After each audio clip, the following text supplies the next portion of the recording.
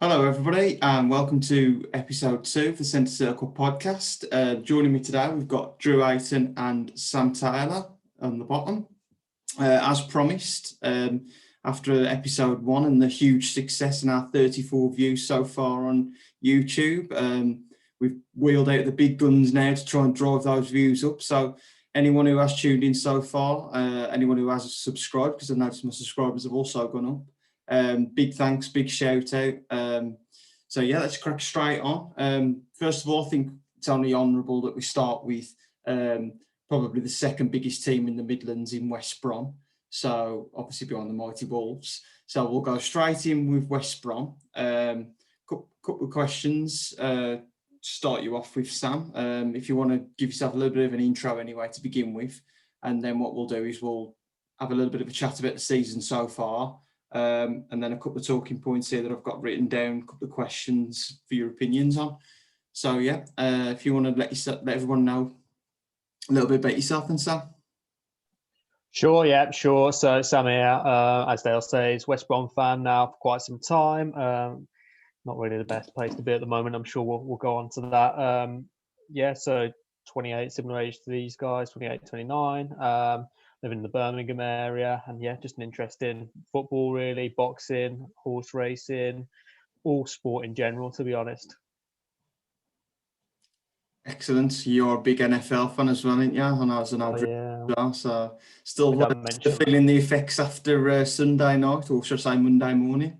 Yeah, we don't mention it. So I'm a big Chiefs fan, but we lost, so the less said about that, the better, I suppose. Okay, excellent. Onto the proper football anyway.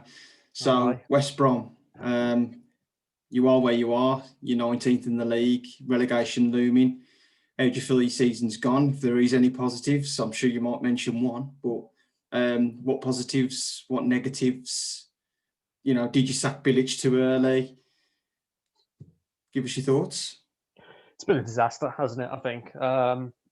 When you look at, do you know what? It's not unexpected either. When you look at the back end of last season, we had a good start in the Championship, solid. We probably should have gone up quicker than we did. I know there was a COVID break, but if you look just after Christmas, there was a real turn in form. And from there, we've never really recovered. We're lucky to go up. I think it's fair to say Brentford bottled it in the end. We didn't get any results post-COVID, to be honest. And then Premier League onwards, it's just been a disaster. Signings weren't right, and it's easy to say that now because at the time I thought the Diangana deal was a good deal. West Ham fans obviously weren't happy, but it's just not been good. Was it right to sack Bilic?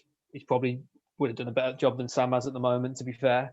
The thing with Bilic is, and you can look back at when he was at West Ham as well, there's a pattern of him tailing off after a certain period.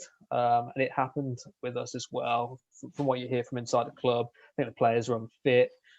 He probably brought some of the wrong players back in. And I get what he wanted to do. He wanted to keep the same team that had gone up from the Championship, which is fair. But you can see from the results, really, that the team's nowhere near Premier League standard. Not all to blame the managers and the players. I think, the board, we've got an owner that can't really take money out of China, so we're restricted in spending what we earn. So I think we spent about 36 million net this year, which is nowhere near enough to keep you up in the Premier League, unfortunately. Especially when you look at Leeds, you look at Fulham, they've each spent quite a bit more than us. We spent a chunk of our money on Grant and Diangana. Both young players, both tied down to long-term contracts. So, future's pretty bright there. They've just not performed, whether that's their fault, whether that's the manager's fault. I think Grant gets played a bit out of position. He's probably a left winger by trade. And if you ask the Huddersfield fans, they'd agree. Diangana, he's a good player. He's obviously a good player. I don't know what's got wrong this season. There's a few rumours at the moment he doesn't really want to play. I don't know how true that is. But I think if we were to go back down to the Championship, which is inevitable now, you'll probably see a better Diangana. Pereira's class, our best player by far. No idea why Big Sam dropped him at the weekend. He's such a good player, one of the best players I've ever seen down there. Won our World Cup against Wolves, but that might be more of a reflection of how poor Wolves are as opposed to us getting a result, to be honest. The worst thing would be to go down and lose to Wolves twice, so we didn't do that. But we're down. I think if you ask most West Brom fans now, just get the season over and done with. Get us on to next year. Get rid of Allardyce. He's clearly not the man to take us forward in the Championship. Get a younger manager in. I don't know who that's going to be. Get someone ambitious. There's a lot of talk on fans forums at the moment. That's got to be someone connected with the club. I don't think that's the case. You've got a few guys. You've got Appleton doing a job at Lincoln. You've got Moore doing a job at Doncaster. Moore's already had the West Brom job. So, didn't really succeed with probably a better squad than we've got at the moment, to be honest, with Gale and Rodriguez up top. You've got McKinn's in Scotland. But I'd be looking elsewhere, to be honest. Eddie Howe, would he want the West Brom job? Frank Lampard, similarly, probably take a Premier League job. So, we've got time. Let's see. It's all about taking the squad forward. We've got a young squad, youngsters coming through.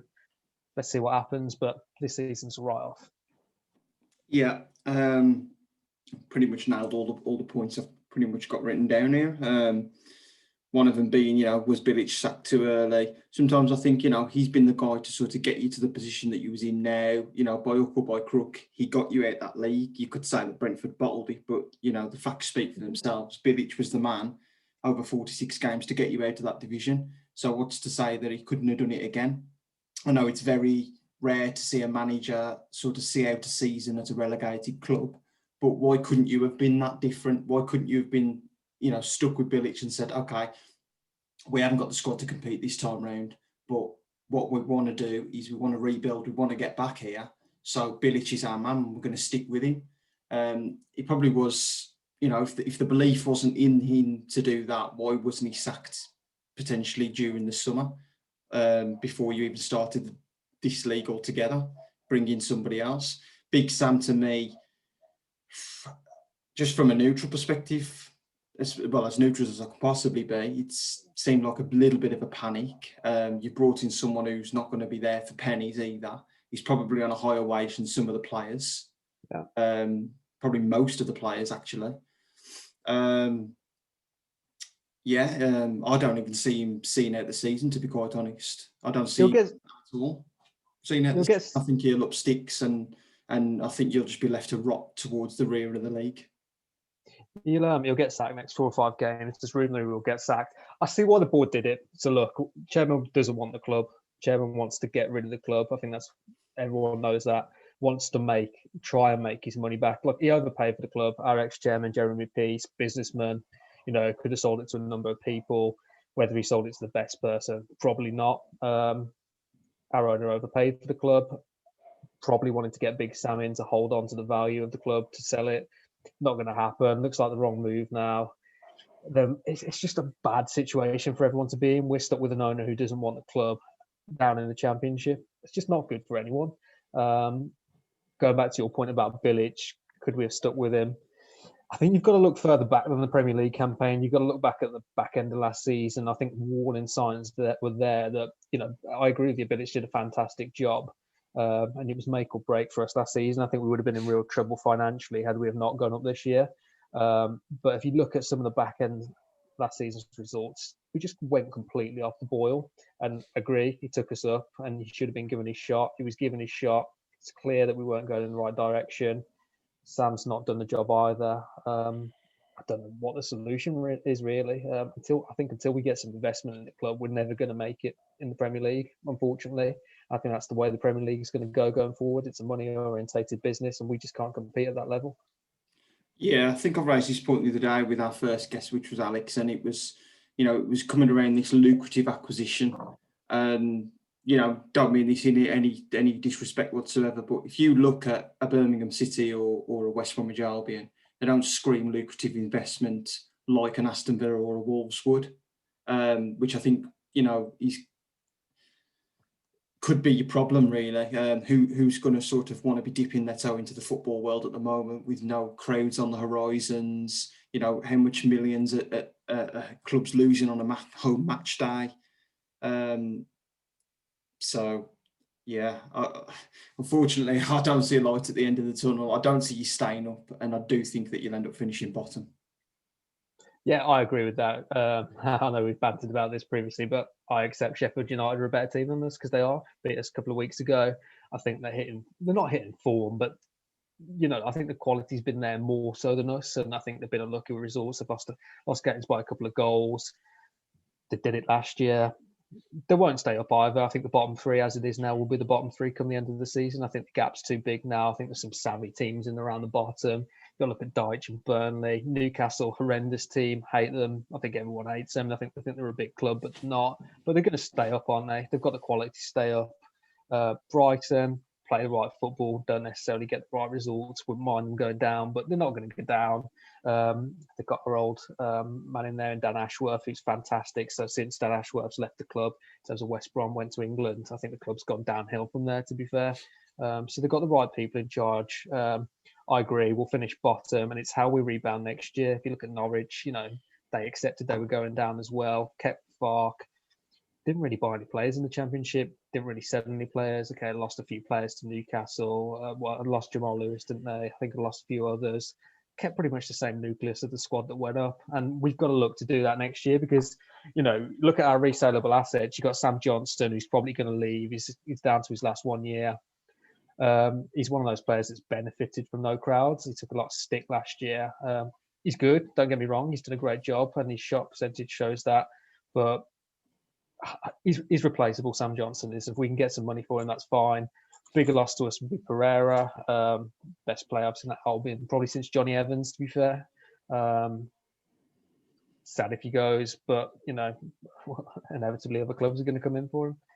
It's just how we rebound, and I fear, it's all about the next manager choice. I think big one for us. Yeah, I always think when you're in a rebuilding process, especially in this day and age, you wouldn't expect you to sort of slip there in the divisions anyway. So if you do have to have a couple of years in the Championship and rebuilding again, and I think the right way forward for that would be almost to, go for a young, ambitious and up and coming manager. If you can sort of get out there and offer Frank Lampard an olive branch, who knows? Who knows? He might well take the job if nothing else comes along. But yeah, I think. The final nail in the coffin, like you've just said there. I think, you are pretty much destined to go down. I think with Sheffield United, they might have almost turned a corner in a way. They could have almost done what Watford did last season, where they just started so poorly, almost get themselves in a position to almost get themselves back out of the trouble. And they might just fall a little bit short for me. I think that they might only come around about 3 or 4 points short towards the end of the season to whoever it is in 17th place. But yeah, I won't be losing any sleep on Sheffield United going down either. Okay, so that's West Brom tied up. So let's move on to Mr. Drew Ayton. Top left corner on your screens. Played for multiple clubs and a good standard of football himself over the years. I think he was at one point in the Aston Villa academy setup. Is that right, Drew? Yes, mate, yeah. Die-hard Villa fan himself, but I'll obviously let him speak for himself anyway. So, yeah, introduce yourself, Drew, a little bit about yourself, sport, and obviously how you feel Villa have got on so far this season. Yeah, I'm pretty similar to probably all three of the people I've listened to already on the podcast, in that I've got a keen interest in most sports, but sort of if I had to pinpoint it down, it would probably be football, golf, and probably cricket, if I'm being honest. Football obviously being my favourite sport. Obviously Villa, my favourite team. Ever since I can remember, I've always been Villa mad, always had a season ticket for as long as I can remember. Then obviously started playing myself on a Saturday, so I had to kind of put a back seat on that. But last season, took my season ticket back as I stopped playing myself, and I would have renewed this season. But obviously the world is such at the moment, so. In terms of Villa, I think, kind of going back a little bit similar to what you've just been saying about that sort of rebuild process. And I know someone in particular that does get a lot of stick, and he gets a lot of stick from his current team in Steve Bruce. But I think if you're an honest Villa fan, I think you'll realise what Bruce did in terms of sort of stopping that leaky bucket for us, sort of settling that ship down a little bit. Some of the signings he brought in, my personal opinion is sort of bringing a character, not just a player, in John Terry, has kind of what's kicked Grealish on as a player, because he's sort of been around an absolute consummate pro that has shown him this is what it takes to be at the top level. and to sort of see someone like John Terry, and funnily enough, I believe that about Snodgrass as well, that sort of player, that sort of person, that character that kind of he needed to be around to kind of grow up. So I think what Bruce did initially to sort of steady that ship down was massive for ourselves, and similar to the sort of position what Baggies are in now. You know, there was no light at the end of the tunnel for us going down. It was really, you know, some of the things that we were doing. We took an owner on that was putting algorithms up to when we were signing players, and we were the laughing stock of the Midlands. We really were. And, you know, I think even if, you kind of don't really care too much about football, but you're a Midlands fan, I think most Midlands fans would have wanted to have seen us go to the brink where we were. We were kind of hours away from going into administration, and, you know, rightly so, the Midlands fans were loving it. And then obviously in comes Dean Smith, and, you know, sort of didn't really start as everyone expected him to. I think the style of play that we went from, you know, as it's known, Bruce ball, to go into sort of Dean Smith, where he wants to get the ball down, play properly. You've got personalities there that, you know, people like Jedinak that, you know, I just don't think they got it in them to kind of play that. And it sort of took a little while to sort of get our team to sort of buy into his ethos. But, you know, thankfully it did. We had that run of 10 games that really kicked us on them. We sort of similarly did what Fulham did to us the year before, where they kind of came from nowhere, got to the final and went up. And I think we did the same. And again, I think we had a lot of luck on the way around. I think, you know, me personally, I think if Leeds would have beat Derby, I think we would have lost in the final. And who knows where we would have been this year. You know, so we did have a lot of things to be thankful for. And I think we've had a lot of luck along the way. So, you know, I don't think that's to be sort of looked over either. And again, similarly, we first season into the Premier League, and exactly what Sam's already just said, you know, unless you put money on the table, you just don't stand a fighting chance. You know, we went up, and I think we had about 11 signed players. We had to go out and buy kind of quantity over quality. And, you know, this time last year, I think I spoke to you on regular occasions, Dale, where I sort of said, that's it, it's done. You know, kind of a little bit what Sam's saying is, let's just look for next year. Do we stick with Smith? Do we twist? Thankfully, we turned the goal line technology off, and stayed up. And then I think from there, you know, I think Sam's already mentioned that some players have done better from having no crowds. I think Villa are probably the team that's benefited the most from not having a crowd in the stadium. I think since that sort of a couple of months break with coronavirus and we came back, you know, even though the start we weren't getting the results, we were playing so well, and it was a shame. Like, you know, we were getting like going 1-0 up against Everton, and then it would like a 1-1 draw, and you just knew that there was just something else. And, you know, we got that win against Arsenal and pushed on, and, you know, to where we are from this time last season. You know, as I say, we've now totaled the tally of points from last season in half the amount of games, and it's absolutely incredible. And it's a funny one, really, because I think a lot of people are sort of saying, oh, you know, you might not get Europe now because you've lost to Burnley or Brighton. And I think it is frustrating, but we've got to realise that last year we stayed up by the skin of our teeth. And I think it's so easy to get ahead of yourself thinking, you know, we are going to push on. We've got some fantastic players, but we have still got the nucleus of players that were bought on that quantity side, you know, like the players like Trezeguet, you know, cannot fault the bloke for effort, but I just don't think he's got the talent. I just think he's just one of those guys that's, you know, if he did manage to get into Europe, he'd good to keep around to kind of play those kind of European matches in Russia on a Thursday night. Do you know what I mean? But, you know, it's just incredible, the turnaround, what's happened at Villa Park this year. And, you know, you go and you might lose to Burnley one game and go and beat Arsenal. And I just think that is Villa at the moment. You know, he's rolling a dice at the minute, but, you know, a lot of the time we are playing well with it. Even if we're losing, we're still playing well, which I think, you know, most fans would say, as long as they can see that they're trying, they're working hard, they're looking like they could win the game, but they might not be getting the rub of the green. I think most fans can accept that. Most Midlands fans can. So yeah, I'm at the minute, probably like yourself. I'm delighted with how my team's playing. Yeah, I think it's a good, interesting point, really, saying, you can lose to Burnley and that's just the Villa way at the moment. But I think it's just the way of the league in general at the moment. I think this season, you hear it all the time on the TV, it's a season unlike no other.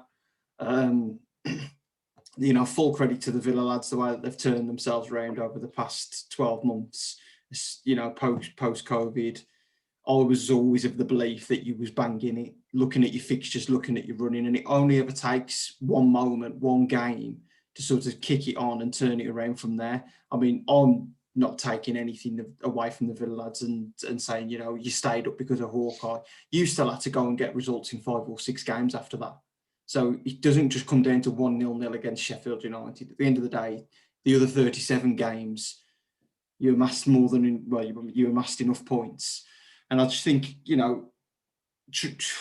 typical Villa, really. I mean, I've got 3 major cup finals in the past 11 years, back-to-back playoff finals, staying up on the final day of the season.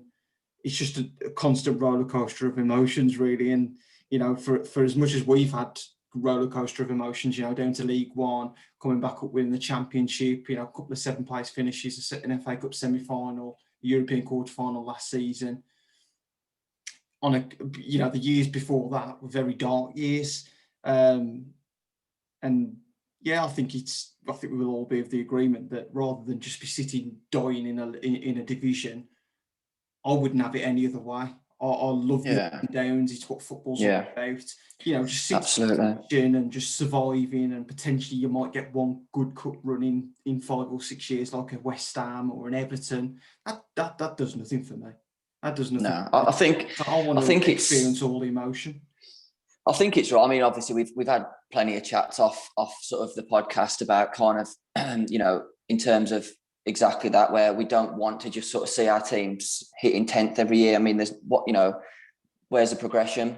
And like you say, maybe it is something that West Brom kind of need to go down, reassess, get a new manager in, get that winning mentality, and actually going in sort of, it doesn't matter who you're playing. If you think I'm going to go into that game thinking we're going to win this, it's more enjoyable, whether it's playing Rotherham or whether it's Arsenal. It's enjoyable thinking my team is scoring goals. Do you know what I mean?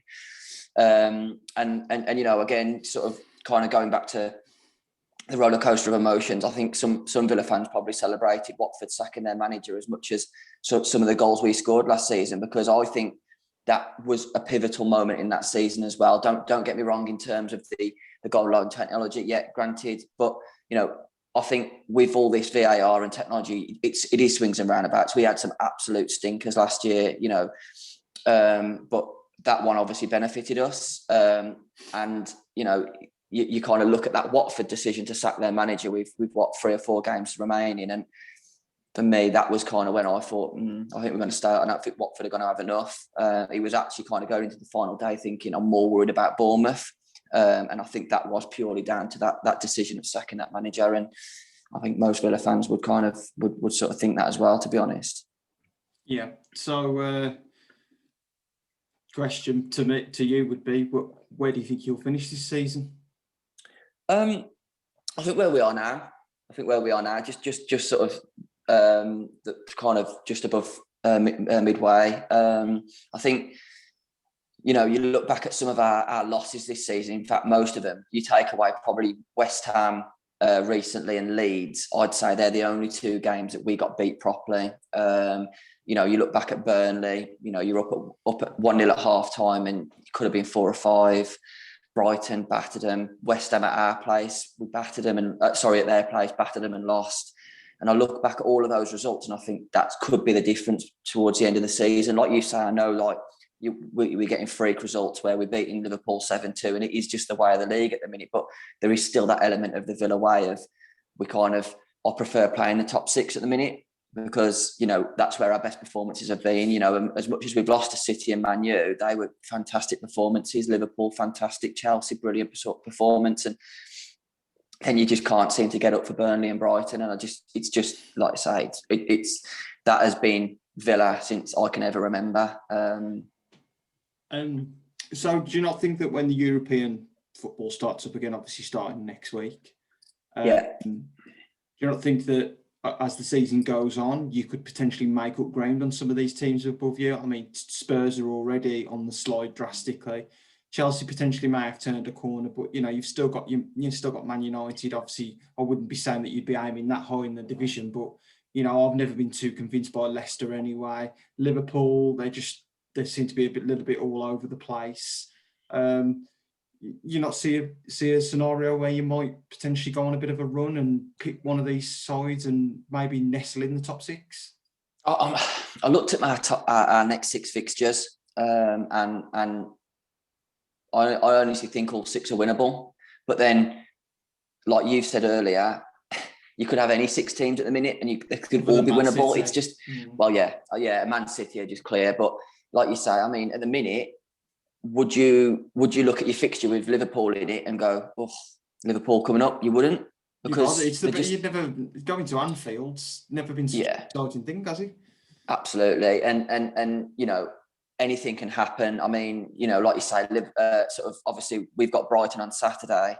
They're playing tonight in the cup. Now there is an element where they've got a few sort of fringe players playing tonight, but they've also got people like Dunk playing that are then going to have 90 minutes of football in his legs minimum before Saturday, where we've had a week's rest, and all those kind of things do play a factor. I think Leicester are a completely different side without Vardy, in which we've got the week following. And is he full fit? I don't know. And all those sort of elements where European football comes into it, where people who are still in the FA Cup are still into it. And like you say, anything can happen. But I think, kind of going back to my first point of that, as Villa fans, it is very easy to go, well, we're going that way. But, progression is key. So even if we finish 16th this year, it's still progression. As much as that would be disappointing right now, it's still progression. And to have stayed up the way that we did last year, and some parts of the season, I thought we were dead and buried. I know, to be fair, you were probably the most optimistic person I spoke to about Villa, and you were saying that you were always going to go up and always going to stay up. But I think from our side, I think 9th wouldn't be a bad place to finish. 10th, 9th, 10th, but anything above that would be unbelievable.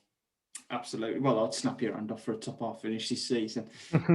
Last season, I just was looking at the division all the time and thinking that I think when you're in a relegation battle, there's certain elements. You look at each team, you weigh up the squad, you think who's got a little bit about them. Who can go out there and get a result in a game where you wouldn't expect any of the bottom teams to get a result. I always felt you had that little bit more than the other teams that was down there. Who pulls on the Watford shirt and feels weighed down by it? Who pulls on the Bournemouth shirt and feels weighed down by it? Do you know what I mean? Pulling on the Aston Villa jersey actually does mean something, I think, and sometimes that can eke a little bit out of a player. Give that extra couple of % when you really need it. So that's why I felt that you might have found a way to get out of it, and that it was never a done deal for me. I think one of the major issues we had last year is that we had sort of a sporting director in that kind of wasn't on the same page as our manager, and I think Dean Smith has famously done well with taking players that people might sort of raise their eyebrow at first and sort of made a proper player out of them. Neil Maupay, then he took Ollie Watkins, just to name a few, and now he's took people like Matty Cash that probably wasn't in that bracket of raising an eyebrow about, but me, arguably, I'd say he's one of the best right backs in the league right now. What he's done for Matty Targett. I mean, this time last year, he was the butt of everyone's jokes. It was, scared of Adama Traore every time I saw him. It was off. And I think this season, we're a bit tongue in cheek maybe, but there's been some England talks about the kid. And I think what the difference is this season is that we've made maybe 4 or 5 signings, but there have been signings that I think are. I just blow me away. I mean, Emi Martinez has just been absolutely outstanding. Ollie Watkins, when you pay a fee that size, you think from the Championship, maybe 10 goals in that season would probably be a good achievement. He scored 10 in 21 games.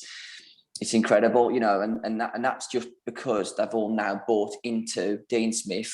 Our sporting director's on the same page as Dean Smith, and I think all the players are just kind of, they're just in it for themselves, and I think it's brilliant. I think it's probably the first time in maybe 5-6 years, maybe since the Martin O'Neill days, that I'm looking forward to watching Villa play, and that just hasn't been for a long, long time. Yeah, that's great. I mean, Ollie Watkins for me is a proper player, movement, but above all else, he knows where the goal is. He's a finisher, and I was screaming at the start of the season to say that he would have been the absolute perfect backup to Jimenez, but I'm looking at him now thinking he's too good to be a backup to anyone. He's a proper player, and I think he could progress a lot further. I think as well with Watkins as well. Dipping down into the Championship, I mean, I proper rate Ivan Toney as well. And I think he's another one that can sort of follow that mould. And 2 to 3 years, I feel like he'll be doing pretty much similar to what Ollie Watkins is doing now. Yeah, I think he's already outscored Neil Maupay, who got a move. And I think there was a bit of a hold up with us getting Watkins because Toney actually wanted a Prem move this year. And I think, fair play to the kid. He had a lot of belief in himself. But ultimately, he kind of does need to do that sort of lily pad, do his stint in improving himself at that level. I think, and I think he's already done that. I think, if someone big picked him up in January, I don't think anyone would have been surprised about that.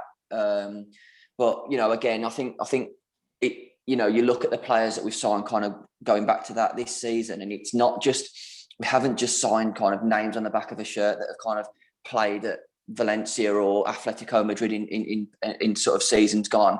We've brought proper people that he knows their attitude, their personality. That you look at Matty Cash and he'd run through a brick wall for you. I mean, Emi Martinez, he lives and breathes it, and Ollie Watkins, he's probably more important to our team than any other player because how we defend starts from him. And I think I looked at a stat and I think it was Salah was first and he's second in terms of putting pressure on defenders this season. And I think that is kind of why we can push up so high, because we know that he's defending from the front so well. And it's not just the goals and the movement; it is the work rate that he puts in for the team. It's selfless, really. Yeah. Okay. So we've covered Albion, we've covered Villa. A little bit about the chaps. So regular contributors to the pod obviously is going to be myself, Sam, Drew, and Alex, who was on a few days ago.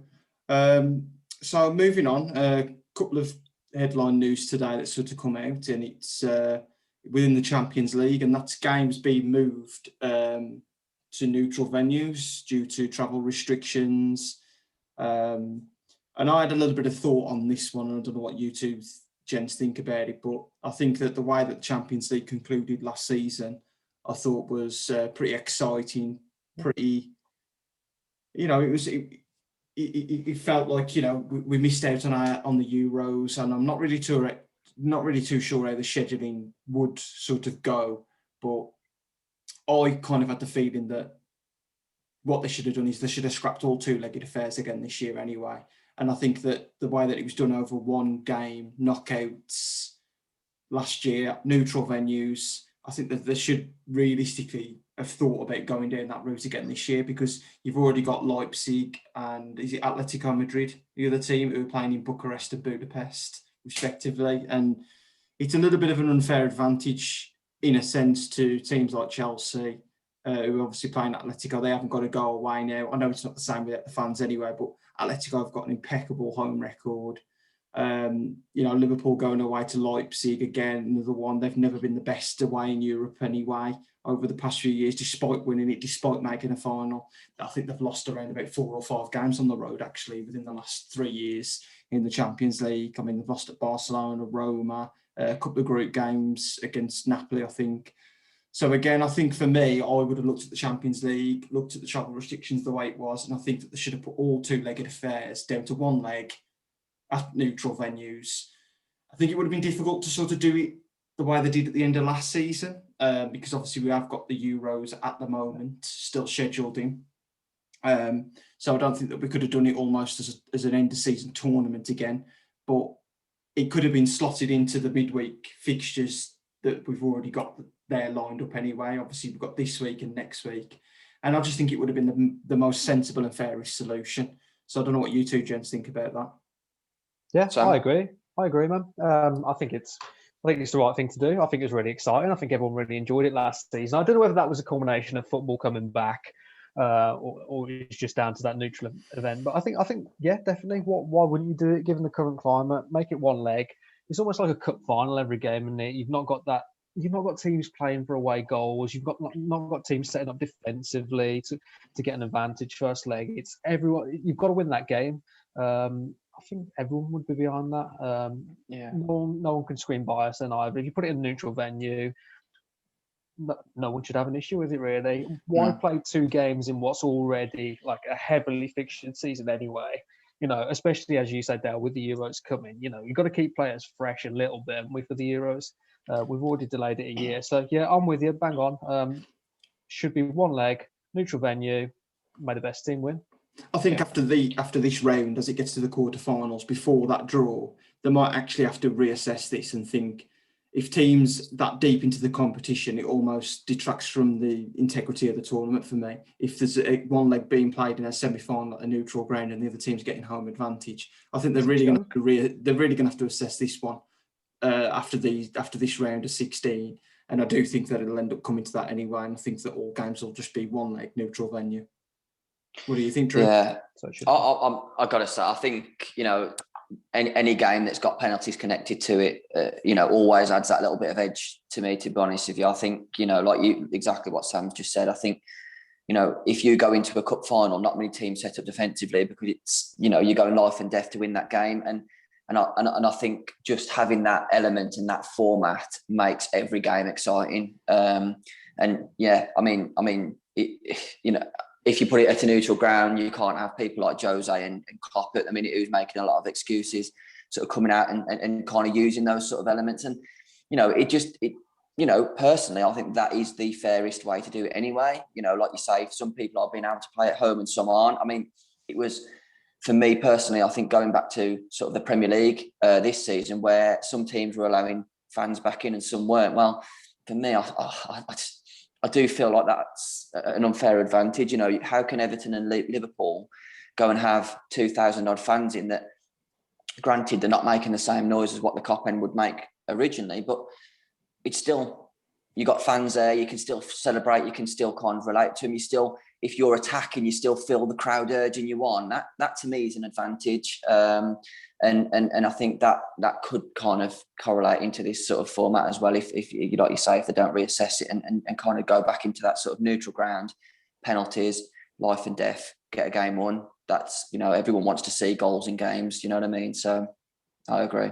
I think you just got to think of the TV broadcasters a little bit, and I don't think it's not a thought for us guys, is it? But when you someone like BT or what have you, agreements all over, they want the two games, don't they? Because ultimately it brings in the revenue. So I think they're the kingpins when it comes to this. Like, are they going to agree to one-legged ties, lose all that revenue? Probably don't think so when they pay that amount. It's a tough one, isn't it? Because what the broadcasters want and what the fans want is completely different. Yeah. I think that is, you could translate that back into Premier League last season. If it wasn't for broadcasters, would the Premier League have been null and void last year? Possibly. I think, unfortunately, money talks, doesn't it, in football? And hands are tied a little bit to try and tell you that it was for the best interest of, lifting the country and stuff like that. But, let's face it, it was all to line some people's pockets, really. I'll ask you both the same question that I asked Alex the other day, and that's who do you think will win the Champions League? City. I think City are current form. Notorious bottlers, aren't they, in the Champions League? You look at last year. I see Dale going mad for it. You look at the form at the moment. Imperious. John Stones gets a lot of stick. Has done in the past. One of the best defenders in the Premier League at the moment. Diaz, I know he's not been so good the last couple of games. Gave away a penalty, didn't he, at weekend? Was it a penalty anyway? I don't know, but he made a mistake. But you look at them too. Diaz has been absolutely amazing for them. Who else is left in? Bayern. Bayern are always a good team, aren't they? You've always got to look at Bayern. I think Spanish football, Barca and Real Madrid, are normally kingpin. Spanish football's in disarray. They've got the money. You've lost Ronaldo to Serie A. Messi, okay, he's a one-man team, and really, you look at that Barca team. It's not very good. So apart from City, Bayern, Juventus possibly. You can't rule them out. I can't see anyone else coming close. Not Liverpool, no. No. Just look at the way they're playing at the moment. They're so poor. If they come up against Bayern would put 7 past them. I mean, Villa put 7 past them. So I'm trying to think what Lewandowski would do to them centre backs. To be fair, They put 7 past Spurs last year, didn't they? they did. Yeah. They're a good team. Bayern are really. Yeah, good they are team. fantastic. Yeah. I'd like to see City do it though. I mean, me personally, I wouldn't say that I'd like City to do it. I'm not one of these. I must support the English side. I think it's each to their own, to be honest. Personally, I don't think City are quite there yet. I don't think they've got that seasoning to sort of go on and win a European competition. I think their ultimate flaw lies in they fight on too many fronts on a regular basis, and I do think that something has to give. And it's usually the European competition. I completely respect Pep's stance on domestic competitions and domestic cups, and it's refreshing to see because not many top teams have done it over the past 10 to 15 years. But I ultimately don't see a team being able to complete a quadruple or a treble in this day and age. I just don't see. I know obviously City did the domestic treble a couple of seasons ago, but if you're adding a European competition together with a league, you just see how many times it's been done. Manchester United done it only twice under Alex Ferguson for all his dominance over the years. And I just think it's such a tough ask to do. And I'm not saying you necessarily have to sacrifice the league, but they're going deep into everything. They've beat Swansea tonight. They're in the FA Cup quarter-final. I don't think that they're quite there.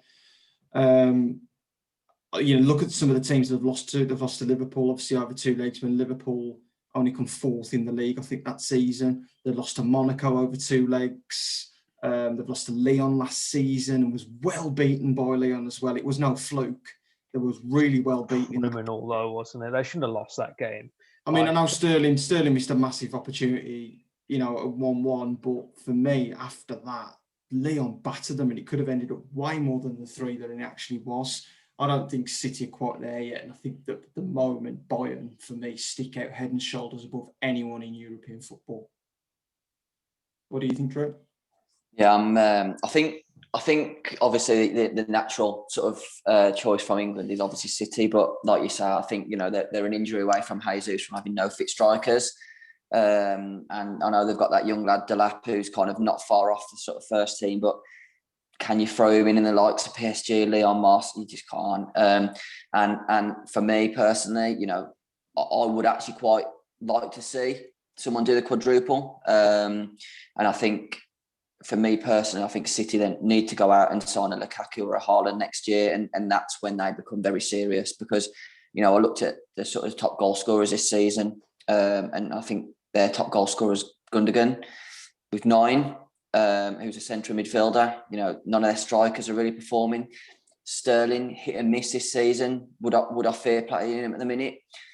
Always got that element where he can put the burners on and he can go past you, but he just doesn't seem to be sort of red hot in front of goal. Mahrez is in and out.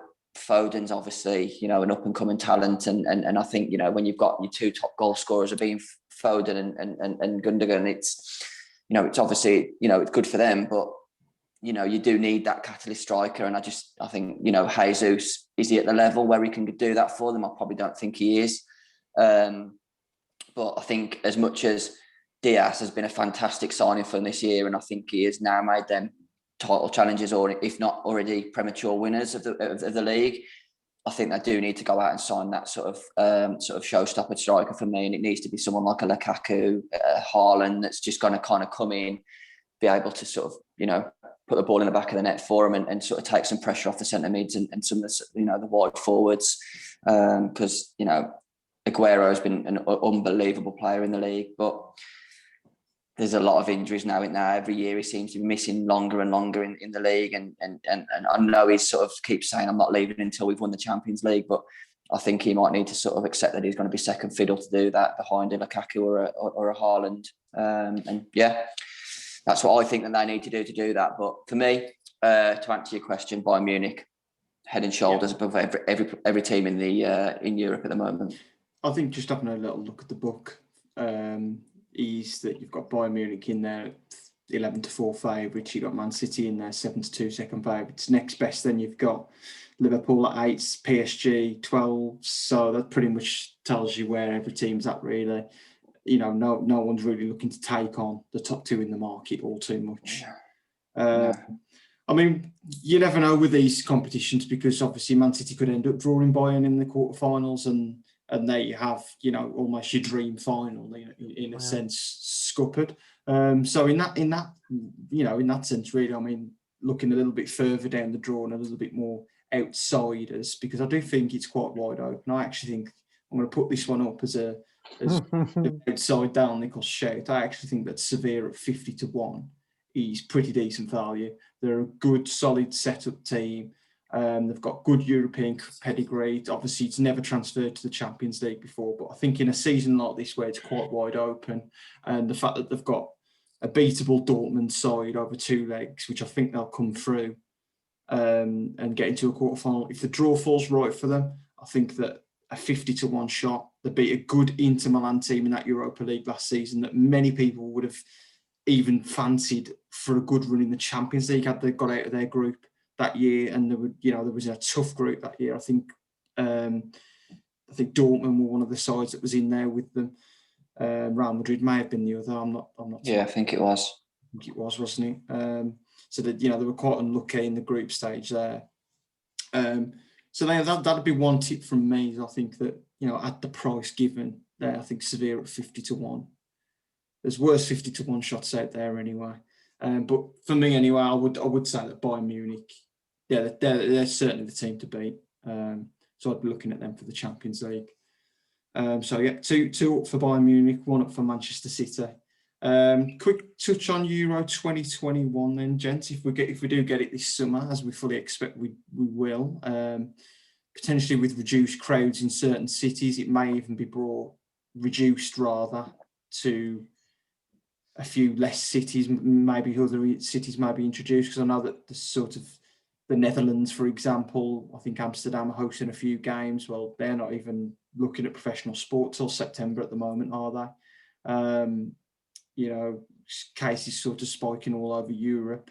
It may well end up being that a lot of these games are played over here in England, and we'll be able to accommodate a lot of these games. Yeah. And it might well be that they're played in and around London, Wembley, Arsenal's ground.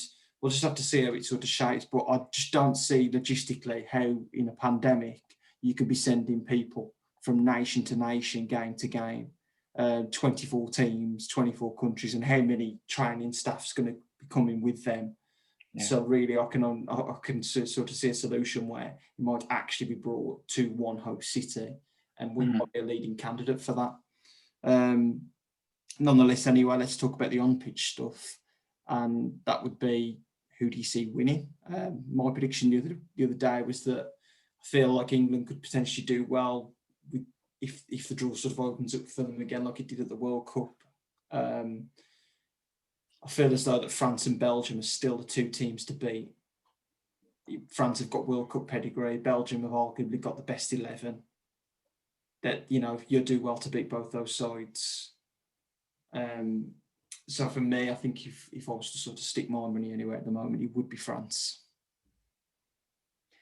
Yeah, I've got to say, I think I personally think Belgium are the Man City of Champions League in terms of they seem to always be. It always seems to be their year, but never quite be their year. And I think you look at their players. I mean, you couldn't write names down the list any better than what they've got at the minute. But yeah, I struggle to look past France myself, to be honest. I think they just seem to be a winning machine. I think Germany will be a lot better in the Euros than they were in the World Cup. I think Spain will be a lot better. I think they've brought through a lot of good young players. I think Ferran Torres and Fati, just to name a few that are kind of new names. I know Adama Traore from Mighty Wolves is sort of in and around it now as well, and I think he gives them a completely different option.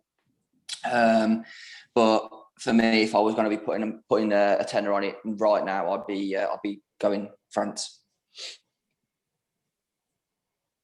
Can't argue with that. I'd try and be controversial, but can't. France are by far the best team in that. Put it this way, right? If England come up against France or Belgium, we're not going to win, are we? We're not. I can't see it under any circumstances winning. Belgium beat us twice in the World Cup, didn't they? France would beat us quite easily. So I think Croatia denied us getting a beat in the World Cup final. In terms of England, I think anything less than the semi-final is a disappointment given the squad disposal. In terms of Drew, I think you mentioned Germany and Spain. I think Germany are going through a period of transition. I actually don't think they'll do too well again. Look at some of their players. You look at Werner, you look at Havertz. So you'd probably expect to start for the German team. They've got no form whatsoever. Some of their older players, you're looking at Ozil, you're looking at Khedira, obviously at the end of their careers now.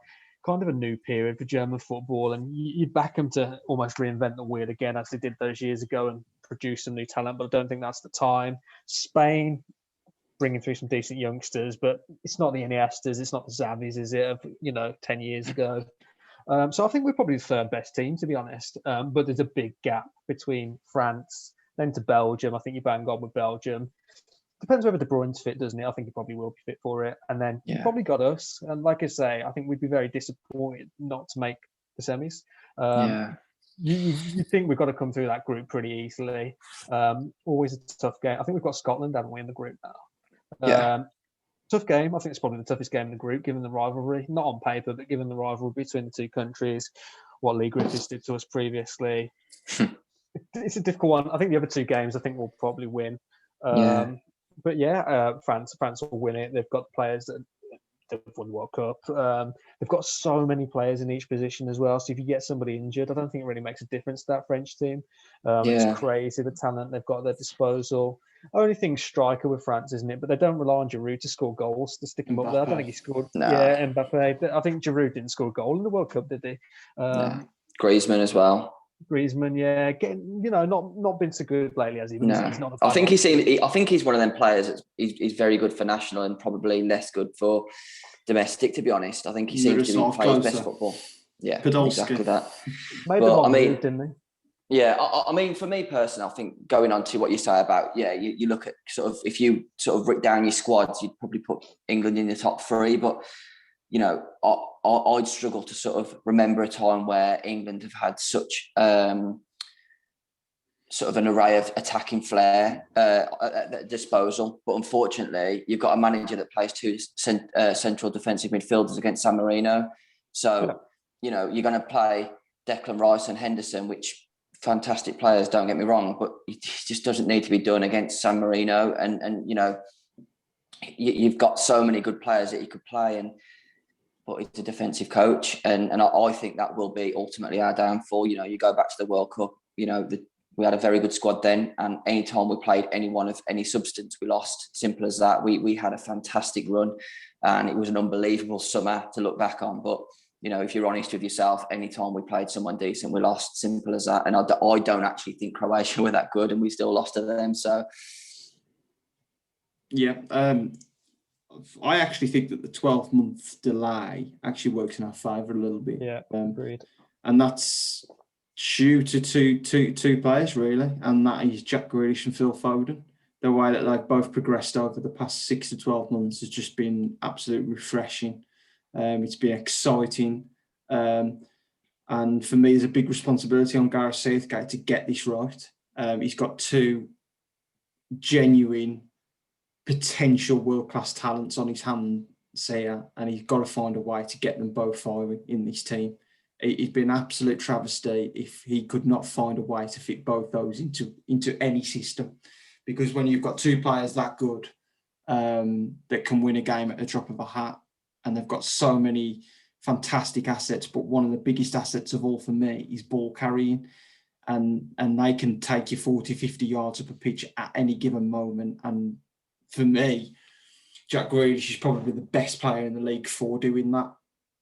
And Phil Foden, his performances over the past 10 games have been PFA Player of the Year worthy. And it really is... It's that simple for me. I think the difference with us this time as well, to get this right. But I think the big difference with us this time as well is that I think we've put squads together in the past that are, you've got two very similar left backs, two very similar right backs, blah blah blah.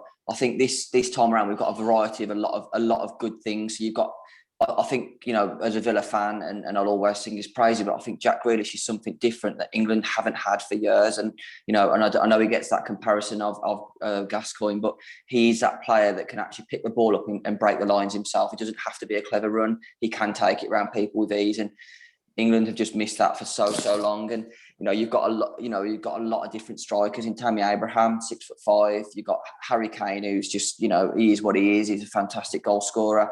And then whoever that third one is, whether it's, someone like a Danny Ings, who's just an out and out cold-blooded finisher. And that's three very different strikers. Calvert-Lewin, I think. Calvert-Lewin, yeah. Potentially, yeah. Calvert-Lewin, I think.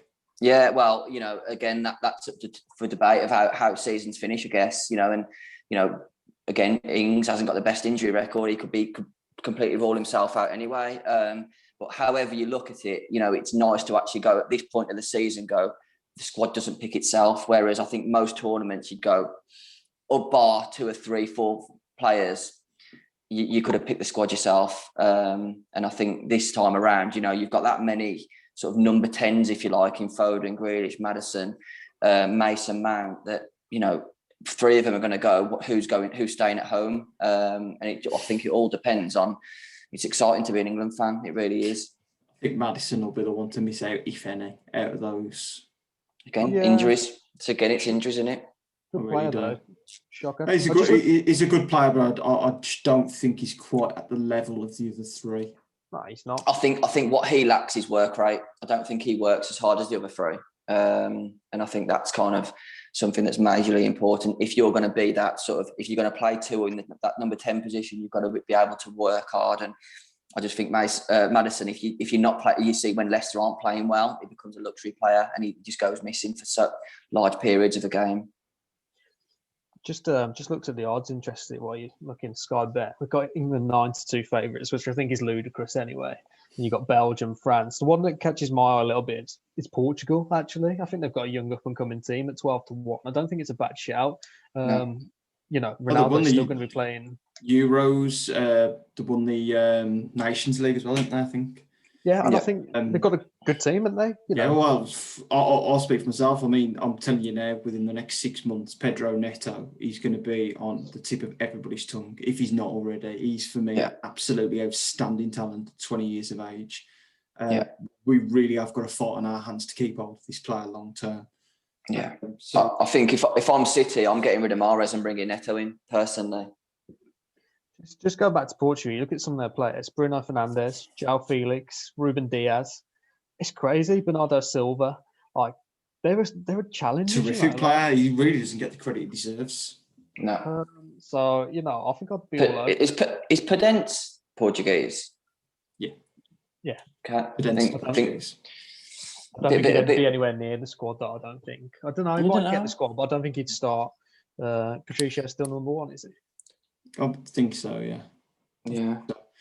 But, I should know quite a lot about the Portuguese national. Yeah, you are Portuguese. Yeah. But, no, I couldn't put you off that at all. Like we say, it's pretty outside of the top 2 in the market, really. Yet again, like the Champions League, there's not really a fat lot there. I mean, obviously, I'd know that England really are probably only put in there at that sort of price because they're going to attract money regardless. So why would you offer 7 or 8 to 1, which is probably more realistic, on when you can offer 9 to 2 and probably sort of take the same amount of money? You just wouldn't, would you, for liability purposes? So that's probably why England are the price they are, given the fact that the semis and the final are also at Wembley. Sam, out of interest, where in Holland? 7-1, 5th favourites, which I think 6th favourite, 5th favourites. I think that's fair. I think, if Van Dijk can get himself back, whether he can or not, you think they have got some squad as well. I think they've got a lot of good players there. Yeah, I think that's fair.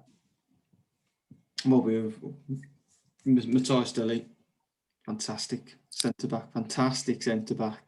Yeah, all right, Deli. Yes, we've obviously covered each other's clubs. We've covered the main European club competition, and we've covered the main international tournament on the horizon this year.